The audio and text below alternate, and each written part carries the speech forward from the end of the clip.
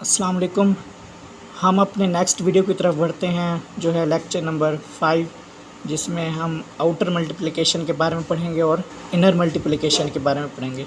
ये किस्म की सिंपल मल्टीप्लिकेशन है फॉर आप समझ लें, ये टेंस एनालिसिस की प्रॉपर्टी है, थर्ड प्रॉपर्टी है, जिसमें हम मल्टीप्लिकेशन के बारे में पढ़े हैं और इसे हम अलजबरा भी कहते हैं, अलजबरा टेंसेस, ठीक है ना।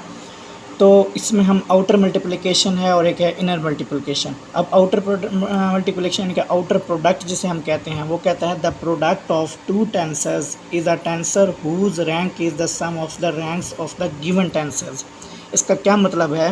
वो कहता है कि हमारे पास दो टेंसर हैं, एक है ए और एक है बी, ठीक है ना, जिसके हमें रैंक्स दिए गए हैं, गिवन है, ठीक है ना। तो वो कहता है इनके ना सम, यानी कि इन टेंसर्स की रैंक का सम, ठीक है ना, जैसे उसने कहा था some of the ranks of the given tensor, ये हमें टेंसर दिए गए हैं और इनके जो सम होगा हमें पता है, सम के बारे में पढ़ा है। पी आर एम तो P R M Q S, यानी कि टोटल इनको जमा करके तो हमारे पास न्यू फॉर्म बनती है जिसे हम C P R M S Q S कहते हैं। इसी को हम कहते हैं आउटर मल्टीप्लिकेशन, जो सिंपल एडिशन होती है, ठीक है ना, हम उसी कह देते हैं आउटर मल्टीप्लिकेशन। जो इनर मल्टीप्लिकेशन है वो एक अलग बात है, उसमें एक मखसूस प्रॉपर्टी है जिसकी वजह से हम उसे इनर मल्टीप्लिकेशन कहते हैं। उसमें कॉन्ट्रैक्शन का कंसेप्ट लगता है, इसमें सिर्फ एडिशन का कंसेप्ट लगता है। अब वो कहता है इस चीज़ को प्रूफ करो। अब प्रूफ दैट, यानी कि यही जो चीज़ है इसके इक्वल है, इसको प्रूव करो इज़ अ टेंसर, ठीक है ना। अब हम पता है कि हम ना जब डैश लेते हैं, ए का डैश लेंगे और बी का डैश लेंगे। अब हमें पता है जो डैश होता है ए आई जे के, ठीक है ना, एक ये फॉर्म है और एक हम, क्योंकि हम लेट कर रहे हैं ना इसको प्रूव करने के लिए, हम एक अलग न्यूट्रेशन लेते हैं। ये दो चीज़ें जो हमें आपको इंट्रोडक्शन में पढ़ाया था, समझाया था कि हमें ना किसी भी चीज़ को प्रूव करने के लिए हम नोटेशन लिखते हैं, जैसे हम इसे कहते हैं आई जे के।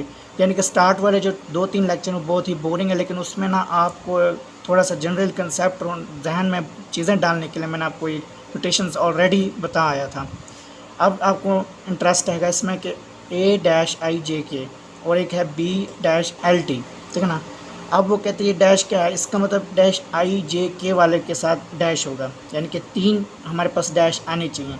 एक डैश इसके साथ है, एक डैश इसके साथ है और एक डैश नीचे है, क्योंकि नीचे कोवेरेंट, ऊपर वाले कॉन्ट्रावेरेंट, ठीक है ना, ये इसकी है। बाकी देखो कोनिकल डेल्टा वाला कंसेप्ट लगाया कि पार्शियल एक्स आई और partial X P, partial X J और partial X R, partial X Q और पार्शियल एक्स पी, यानी कि क्यू आर पी, ठीक है ना, क्यू आर पी, ठीक है ना। इसमें हमने इसको इसलिए डाला क्योंकि यहाँ हमने प्रूव करना था, इस चीज़ में हमने पी आर क्यू डालना था, पी आर क्यू हमने इधर डाल दिया, बाकी जो एक्स के साथ पी आर क्यू डाल दिया, आई जे के ये आ गए, ठीक है।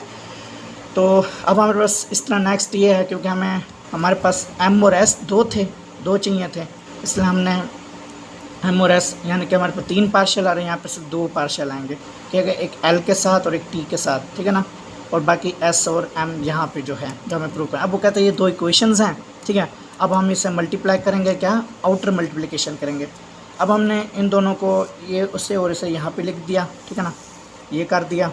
अब इसको हमने ना क्या करना है, मल्टीप्लाई करना है। अब वो कहता है कि ये जो हमने लिखा कि इसकी जो ऊपर वाली ये पूरी चीज़ और ये पूरी चीज़ हमने सेम लिख दी, ठीक है।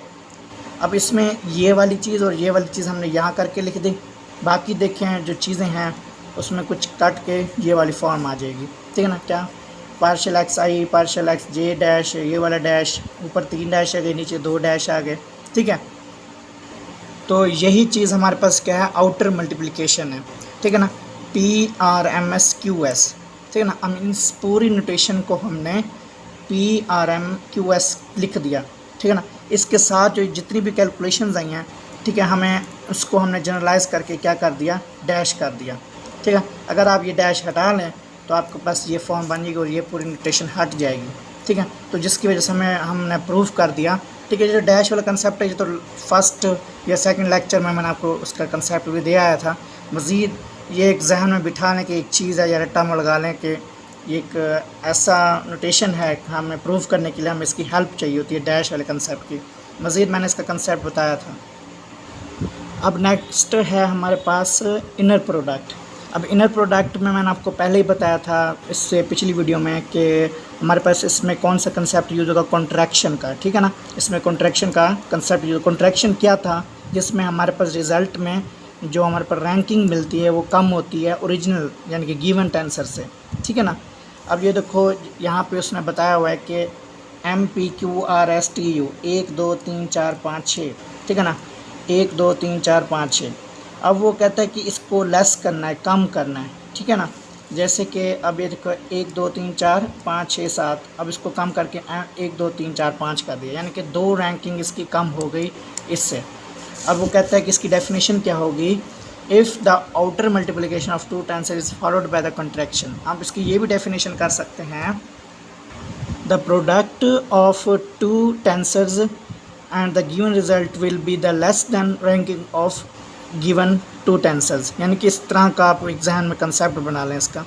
अब वो कहता है इसमें एक नई बात ये भी है कि आपके पास ना यहाँ पे जो उसने ये चीज़ मेरे ख्याल में सही से नहीं बताई कि आपके पास ना ऊपर नीचे एक सेम भी होने चाहिए, ठीक है ना।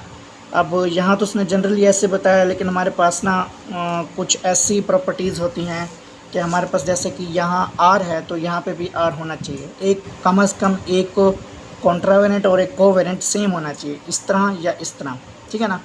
तो उसकी जो आपस में मल्टीप्लिकेशन होती है हम उसे इनर प्रोडक्ट कहते हैं, ठीक है ना। ये देखिए यहाँ पे मैं समझ रहा था कि हमारे पास ये जो एक टेंसर है, अदर टेंसर है P और P, एक ये कोवेरेंट है और ये कॉन्ट्रावेरेंट ऊपर वाला पार्ट, तो ये सेम होने चाहिए।